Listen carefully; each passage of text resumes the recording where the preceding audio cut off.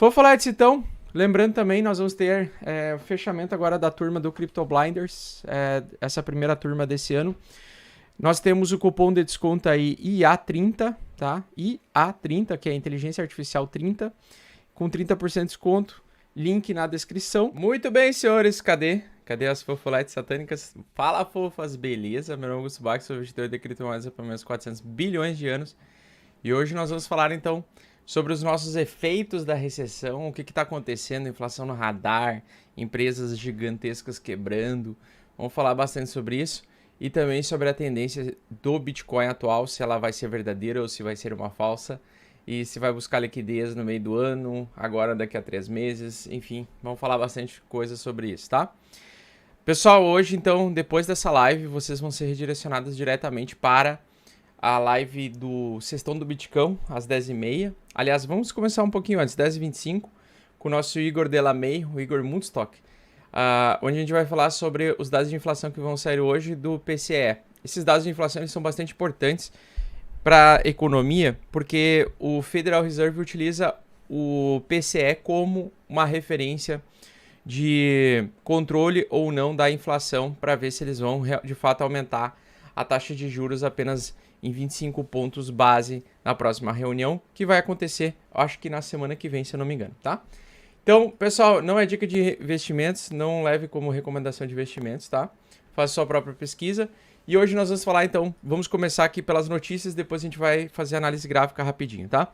Uma grande questão que acontece quando nós temos períodos de recessão, pessoal, ou pré-recessão, como eu vou chamar aqui, porque eu acredito sim que a recessão, eu não acredito ainda em pouso suave nesse momento, pelo menos por enquanto, mas o mercado de criptomoedas e o mercado de ações, eles estão precificando que nós vamos ter um pouso suave.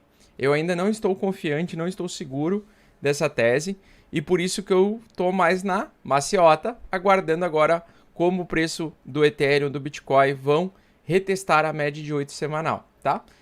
E uma coisa que acontece em períodos pré-recessão justamente são essas altas. Então nós temos altas de movimento de calmaria, como se o mercado fosse voltar ao normal a qualquer momento, como se nada tivesse acontecido. E por isso que desde o início do ano eu estou especulando que ou a gente pode pegar uma alta de 3 meses, ou uma alta de 6 meses, mas o bull market em si, eu não acredito que nós já estamos em bull market, ok? Vou explicar isso de novo para vocês e também vou mostrar para vocês uma referência gráfica que eu quero estar utilizando para tomar decisões importantes ao longo dessas 2 próximas semanas, tá?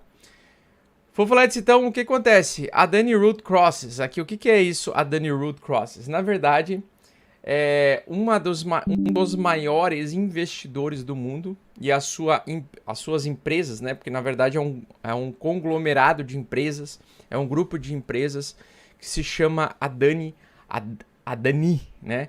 Ou Gautam Adani, tá? Para quem não conhece, ele foi o segundo maior, se eu não me engano, cara mais rico do mundo ano passado, em 2022.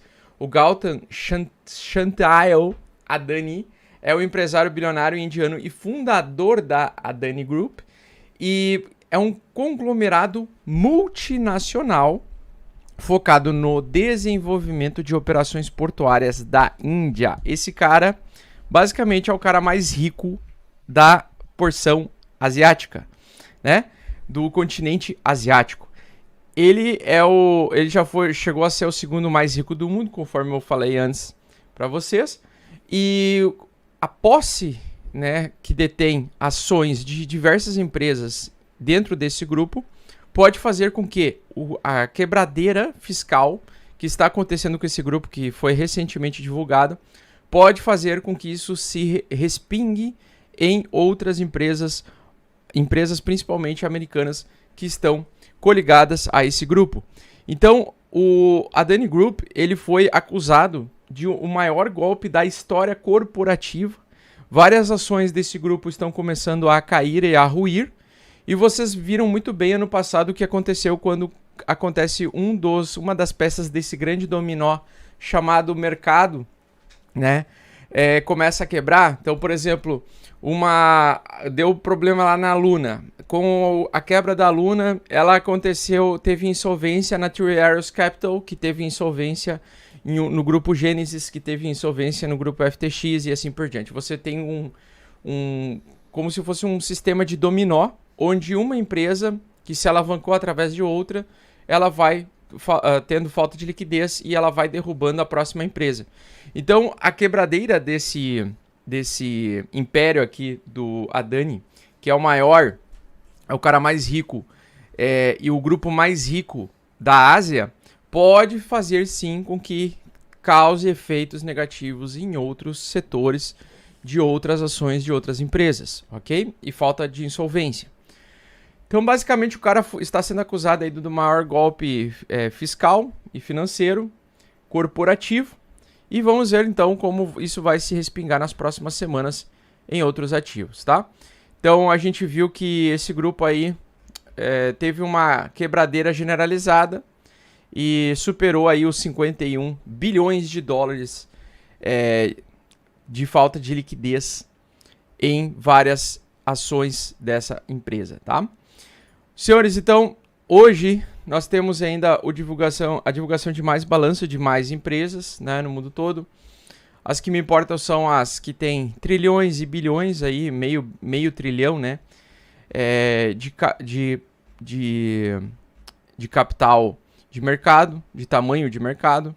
E a gente vê, então, assim, dados mistos ainda, tá? Então, algumas empresas estão vindo com o lucro, né, por ação um pouco acima, outros vindo abaixo. Então, esses dados mistos trazem um pouquinho de calmaria para o mercado, porque geralmente, numa recessão, a gente vê um impacto mais negativo no lucro das ações dessas empresas, mostrando que a economia se mantém forte. Então, a economia global, ela se mantém forte. Se eu não me engano, dados da Itália ou Espanha, agora não lembro se era a Espanha ou a Itália, que apresentaram um crescimento também no seu PIB do ano passado. E o que eu acho que vai acontecer, né? O que eu acredito que vai acontecer é justamente o impacto nas demissões nos setores das Big Techs, os setores de tecnologia.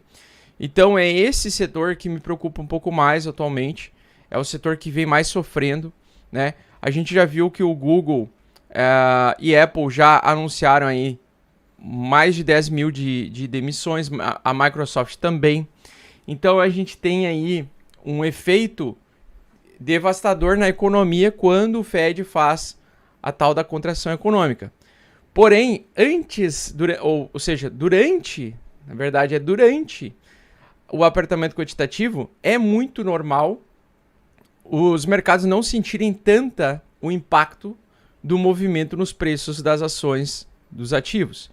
Porém, no momento em que acontece demissões em massa, isso pode lá na frente respingar para nós uma falta, né, ou uma diminuição da demanda compradora por ações, ativos especulativos e assim por diante. Porque com o aumento do desemprego, então nós temos um arrefecimento e também um aumento na compra de títulos americanos, que fazem com que, com o aumento de juros, atraia investidores para investimentos mais, vamos dizer assim, seguros, tá? Como os títulos americanos. E atraindo pessoas pelos títulos americanos, a gente vê então dólares sendo drenados das economias, fazendo com que o dólar se valorize perante outras moedas, tá? Em alguns momentos, como junho e julho do ano passado, a gente teve alta no balanço das empresas. Em outubro, setembro para outubro, também. E agora, nós estamos tendo de dezembro para janeiro. Mas lembrem-se que o ano fiscal das maiores empresas americanas acontece entre junho e julho e vai acontecer agora na metade desse ano. Então a minha grande questão é, por quanto tempo esse respiro de alta ele vai conseguir se manter? Essa é a minha dúvida, essa é a minha questão, né? Fora que, conforme eu expliquei para vocês, a gente não pode voltar para os canais de baixa. Se a gente começar a voltar para dentro da média 8 semanal, abaixo da média 8 semanal, se a gente começar a voltar abaixo do nível da água do MVRV, se a gente começar a voltar abaixo entrar nos canais de baixa novamente ou rejeitar resistências majoritárias no S&P 500, a gente vai ter problemas e possivelmente o mercado pode voltar a cair forte, tá? Então, nós vamos falar um pouquinho hoje sobre o PCE também, mas eu quero trazer esses dados aqui, que faltam 16 minutos para sair, né? O núcleo do índice de preços do PCE, com o nosso querido Igor Mundstock. Então, eu recomendo você ficar até o final dessa live para você ser redirecionado diretamente para o Cestão do Bitcão, tá?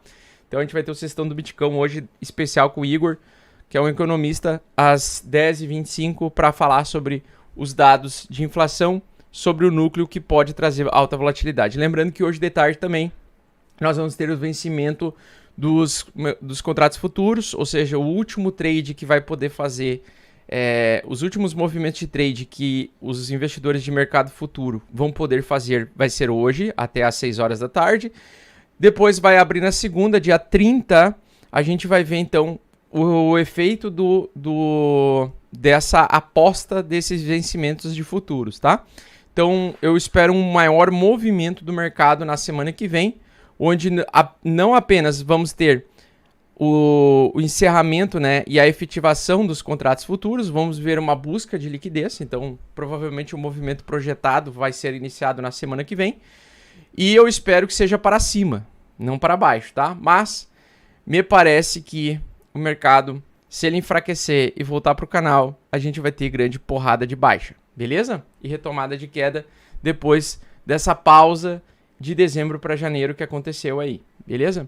Torço para que seja alta infinita, que entregue aqueles 6 meses esperados que a gente quer pegar para tentar fazer uns pilas nervosos nesse primeiro semestre, mas eu estou bastante receoso com a abertura da próxima semana também, tá?